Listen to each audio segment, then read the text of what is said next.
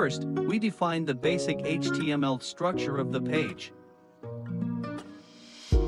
We have an elements. The element has a unique identifier, ID, called myHeading. The element has a class, called myParagraph, and that has an identifier, myButton. Then, we write the programming part inside the tag.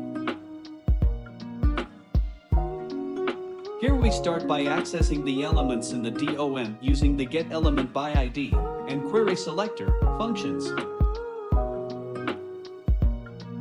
GetElementById, myHeading, returns the element with the ID myHeading and is stored in the variable heading. QuerySelector,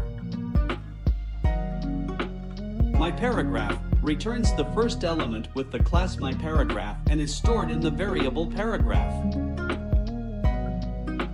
GetElementById, myButton, returns the element with the ID myButton and is stored in the variable button.